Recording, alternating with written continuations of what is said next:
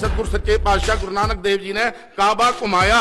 इस गल नूं लेके एक मुसलमान मौलवी मेरे नाल गल करदा, कहंदे कादरी साहब जी तुसीं बड़े सिखां दे हमदर्द हो ते सिखां दे विच जाने हो। मैं क्या फिर की हो गया?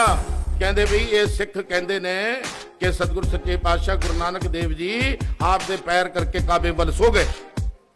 अच्छा फिर काजी आया, कहंदा ये बेअदबा की करदा है? कहंदे भी मैं किवें बेअदब हो गया? कहंदे काबे वल तेरे पैर ने। सतगुरु जी फरमा रहे ने भाई मैं इस करके इस तरह पिया हाँ जे अगर सुबह मेरी अख खुले तो मेरे सामने काबा होना चाहिए है। वो कहना बेअदबा एक तो बेअदबी करता है ते दूसरी गल जबान लड़ाउंदा है। उसने सतगुरां दे पैर फड़ के जब घुमाने शुरू कीते ते काबा घुमना शुरू हो गया। वो कहंदा ये गल दसो तुहाडे नुक्ते फिक्र दे नाल कादरी साहब जी जायज़ है कि नहीं? उदों मैं जाके गल कही सुनो, मैं कह लो सुनो मौलवी साहब, आप जी का एक मौलवी लिख रहा है कि हजरत इब्राहिम उदम बल्खी काबतुल्लाह दी जियारत लई गया है, दीदारे लई गया है, 2 रकात नमाज नफल पढ़ता है, कदम चुकदा है, फिर 2 रकात नमाज नफल पढ़ता है, फिर एक कदम चुकदा है। इस तरह 14 साल उसनू जब काबे गया है तो 14 साल लगे। जब उत्थे गया तो जाके वेखदा की है कि काबा उत्थे नहीं है। इब्राहिम उदम बल्खी फकीर कहंदा रब्बा तेरे काबा कित्थे है? क्या काबा गया है मेरी एक बंदी राबिया बसरी फकीर दी जियारत लई। मैं क्या मौलवी साहब जे अगर राबिया बसरी फकीर लई काबा जियारत नूं जा सकदा है तो सतगुरु सच्चे पातशाह फकीरां दे फकीर ते पीरां दे पीर ने उन्हां लई क्यों नहीं घूम सकदा? मौलवी साहब जी, मौलवी साहब जी दी चखरी घूम गई। कहंदे गल तो ठीक है,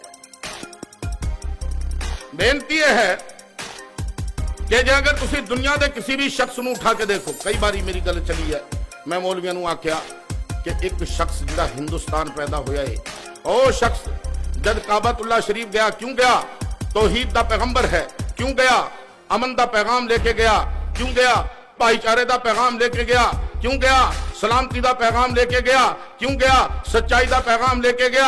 इस पैगंबर तौहीद ने जब काबतुल्लाह शरीफ जाके आप दी अजमत, आप दी शान और आप दा पैगाम सुनाया है, अहले मक्का इन्ने मुतासर हुए ने कि 1 साल मक्के दा मुखिया चुनिया गया सतगुरु सच्चे पातशाह गुरु नानक देव जी नूं।